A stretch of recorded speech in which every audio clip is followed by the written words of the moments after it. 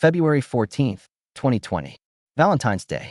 St. Mary's Hospital, Boston. Jennifer Hayes was sitting in a blood donation chair, squeezing a stress ball, watching her blood flow through a tube into a collection bag.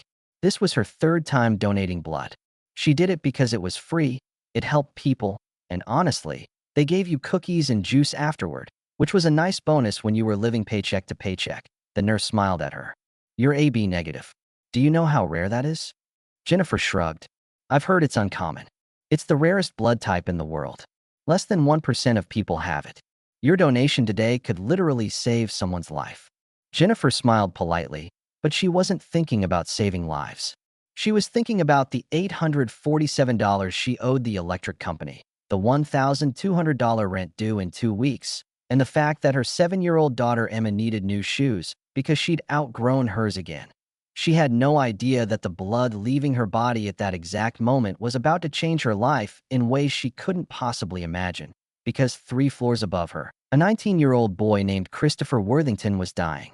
And Jennifer's blood was the only thing that could save him. But that's not even the incredible part. The incredible part is what happened 6 months later when Christopher's father, a billionaire, tracked Jennifer down to say thank you. This is the true story of how one act of simple kindness turned into an $18 million miracle. But to understand just how impossible this story is, you need to know how desperate Jennifer's life had become. Jennifer Hayes was 34 years old, single mother, working 2 jobs, barely surviving that she'd gotten pregnant at 26 with her boyfriend at the time, a guy named Marcus who promised he'd be there forever. He left 3 months after Emma was born. Just disappeared. No child support. No contact. Nothing. Jennifer raised Emma alone. It was hard. Really hard. But she was determined to give her daughter a good life. She worked as a medical receptionist during the day, making $32,000 a year. Not enough. So she picked up a second job working nights at a 24-hour diner 3 times a week, making another $12,000 a year. 2 jobs. Single parenting. Living in a tiny 2-bedroom apartment in a not great neighborhood. Shopping at thrift stores. Clipping coupons. Saying no to Emma constantly because there just wasn't enough money. But Jennifer never complained. She kissed Emma goodnight every night, read her stories, helped with homework, made her lunch with little notes inside. She was a good mom. The best she could be with what she had. Then, in January 2020, everything got worse. Emma got sick. Really sick. What started as a cough turned into pneumonia. She ended up in the hospital for 5 days. Terrifying days where Jennifer sat by her daughter's bed, holding her small hand, praying she'd be okay. Emma recovered. Thank God. But the hospital bill was $18,000. Jennifer's insurance covered some of it, but she was still left with $6,400 in medical debt. $6,400 she absolutely did not have. She set up a payment plan. $200 a month. It felt impossible. Her budget was already so tight there was nothing to cut. She was already working 2 jobs. What else could she do? That's when she saw the flyer at the hospital. Blood donors needed. Help save lives. Jennifer had donated blood once in college. She remembered it being easy. And they always needed blood, right? Maybe this was something small she could do. Something that mattered. Something that didn't cost money, but might help someone the way the hospital had helped Emma. On February 14th, Valentine's Day, during her lunch break from the receptionist job, Jennifer walked into the blood donation center at St. Mary's Hospital. She filled out the paperwork, answered health questions, got her finger pricked to test her blood type. The nurse's eyes widened when she saw the result. AB negative. Wow. We almost never see this. You're a universal plasma donor. Your blood can help so many people. Jennifer didn't really understand what that meant, but she felt a small spark of pride. At least her rare blood type was good for something. She sat in the donation chair. The needle went in.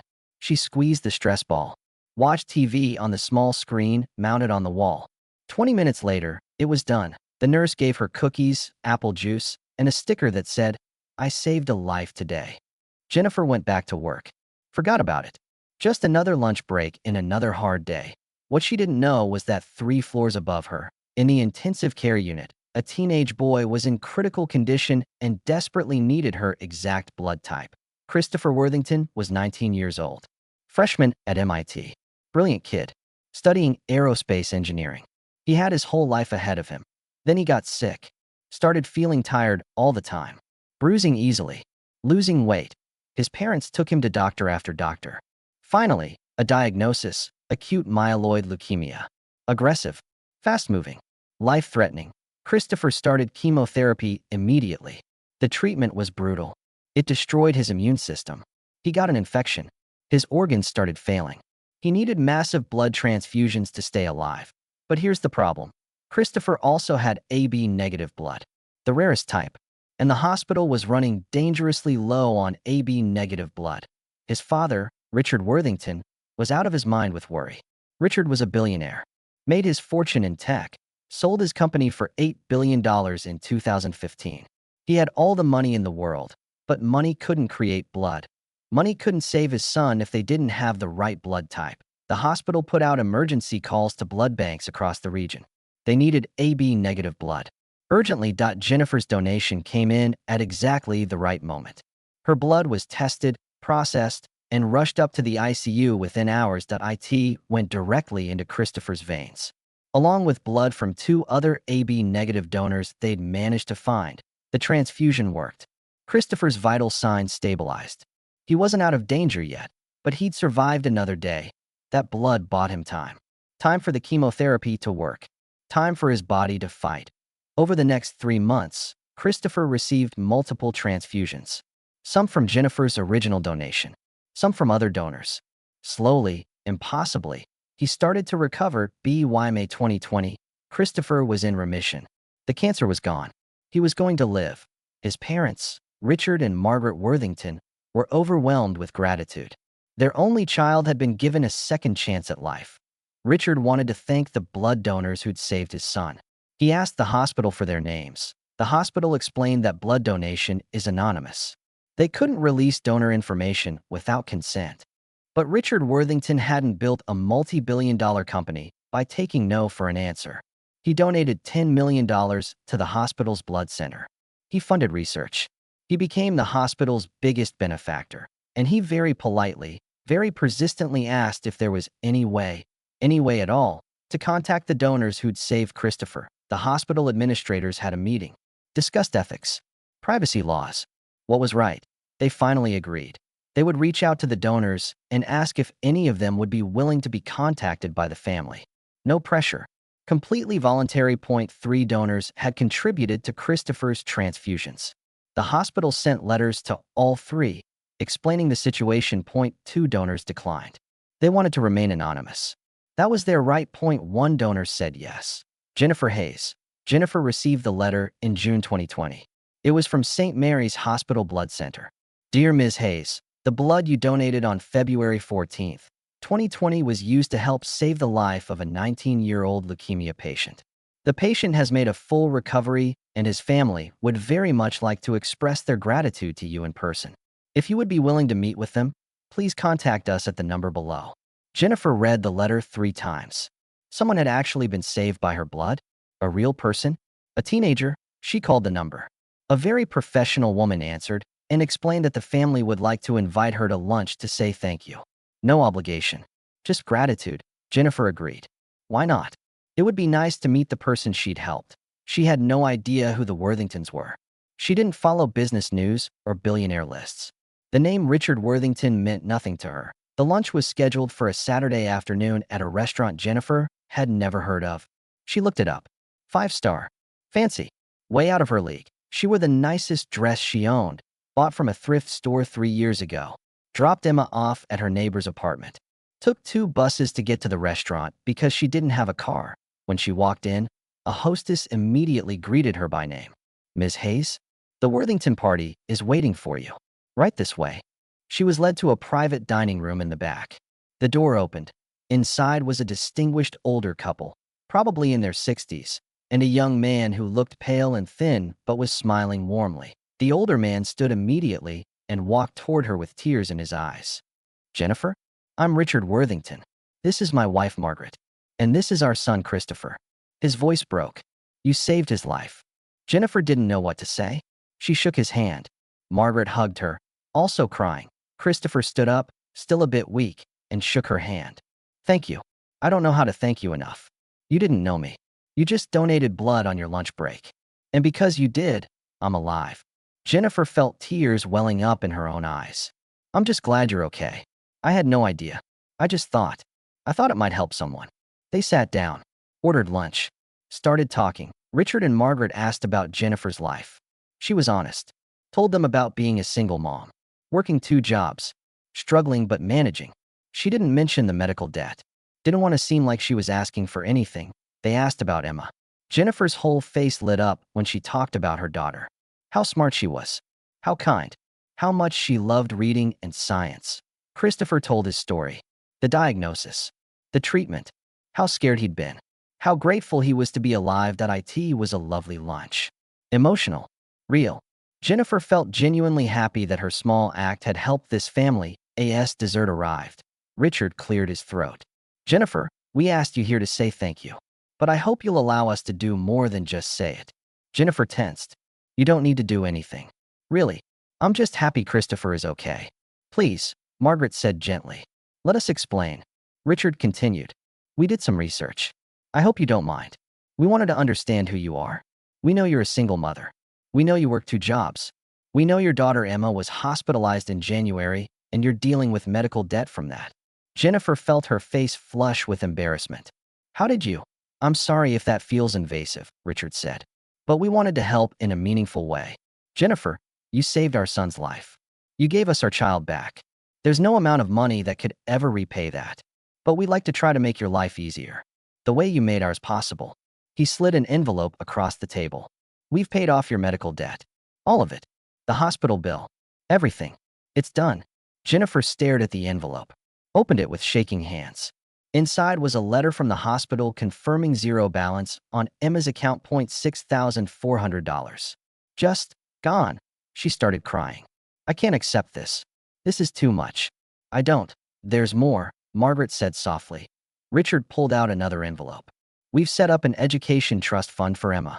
It will cover her entire education from now through college. Any school she wants to attend. No debt. No loans. She'll never have to worry about affording her education. Jennifer couldn't breathe. How much? $2 million, Richard said simply. The room spun. $2 million? For Emma's education? This couldn't be real. And finally, Richard continued. I own several companies. One of them is a medical software company. We need someone to manage our patient services department. I know you work as a medical receptionist. You understand healthcare. You're clearly hardworking and responsible. The position pays $120,000 a year plus benefits. Full health insurance for you and Emma.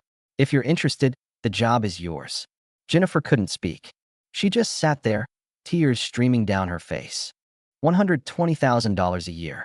More than triple what she made working 2 jobs. Health insurance. A career, not just jobs. Security for Emma. I don't understand, she finally whispered. Why would you do all this? I just donated blood. Anyone would have done the same. Christopher leaned forward.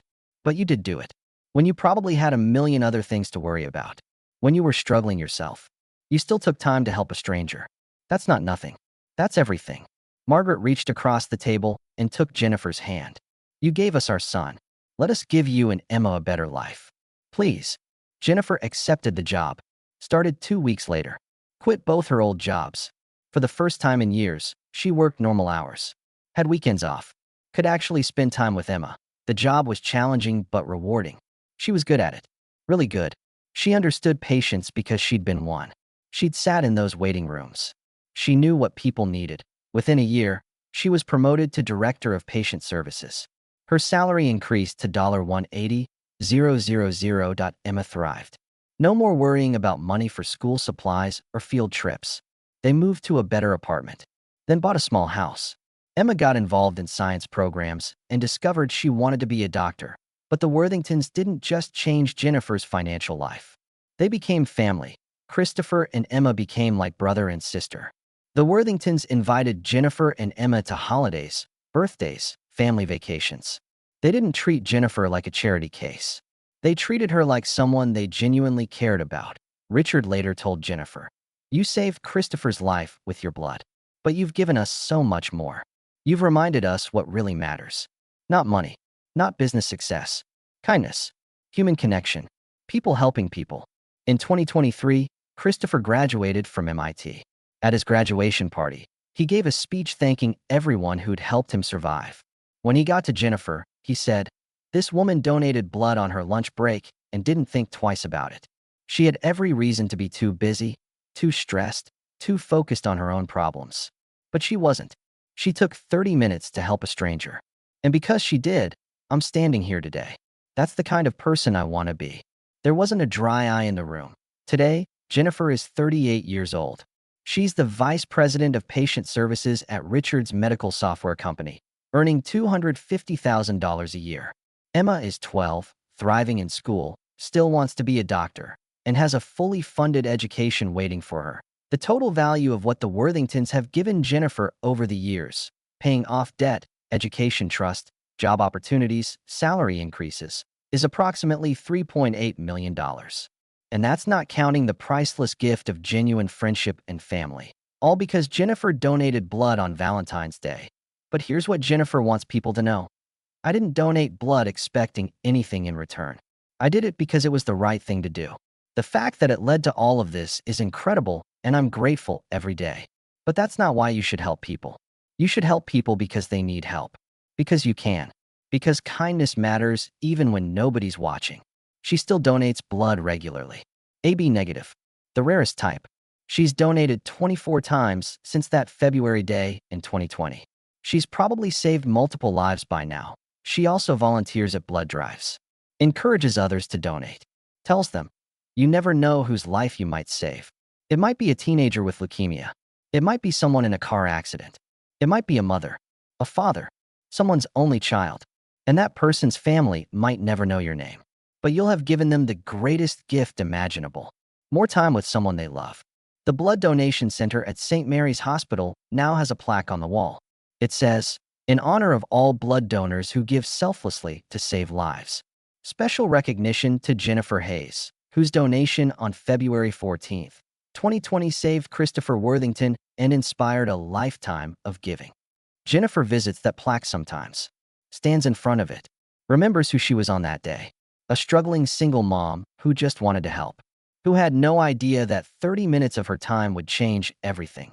Christopher is 23 now, healthy, thriving, working as an aerospace engineer, still in remission. His cancer hasn't returned. He got his second chance at life, and he's using it well. He and Jennifer talk regularly. He calls her his blood angel. She calls him the reason I believe in miracles. Every February 14th, the anniversary of the donation, the entire Worthington family and Jennifer's family have dinner together. They call it Life Day, a celebration not just of Christopher surviving, but of human goodness, of connections, of the beautiful accidents that happen when people choose kindness. Richard Worthington has donated over $100 million to blood banks and cancer research since Christopher's recovery. He's funded mobile blood drives in underserved communities. He's working to increase the donor pool for rare blood types. But he says the best investment he ever made was taking Jennifer to lunch and offering her a job. She saved my son. But in many ways, she saved our whole family. She reminded us what matters. And now she's part of our family forever. This story isn't just about luck. It's not just about a billionaire rewarding someone. It's about the ripple effects of kindness. Jennifer donated blood because it was the right thing to do. That saved Christopher, which led to gratitude, which led to help, which led to opportunity, which led to a completely transformed life for Jennifer and Emma. But it started with a choice. A simple choice to spend 30 minutes helping a stranger. How many of us walk past opportunities to help every single day? How many times have we been too busy, too stressed, too focused on our own problems to stop and do something kind? Jennifer could have skipped that blood donation. She had every excuse. 2 jobs, mounting debt, a sick daughter. She was drowning in her own struggles. But she didn't skip it. She showed up. She gave what she could give. And the universe gave back 1,000-fold. That's not a promise that helping others will make you rich. Most acts of kindness don't lead to millions of dollars. But they lead to something just as valuable. Meaning. Connection. The knowledge that you made someone's life better. And sometimes, just sometimes, they lead to miracles. If this story touched your heart, I need you to do something right now. Hit that subscribe button and turn on notifications because we share incredible true stories like this every single week. Stories that will restore your faith in humanity and make you see the world differently. But more importantly, I want you to do something else. Donate blood. Seriously, find a blood drive near you. Take 30 minutes out of your day. You might save a life. You might not get millions of dollars in return. You probably won't. But you'll have done something that matters. Something that makes you more than just a person taking up space on this planet. Drop a comment below and tell me, have you ever donated blood? If not, will you consider it now? And if Jennifer's story inspired you, share this video. You never know who might see it and decide to donate. You never know whose life might be saved because you clicked share. Subscribe now, and I'll see you in the next video where I share another unbelievable true story that proves kindness and luck are more connected than you think.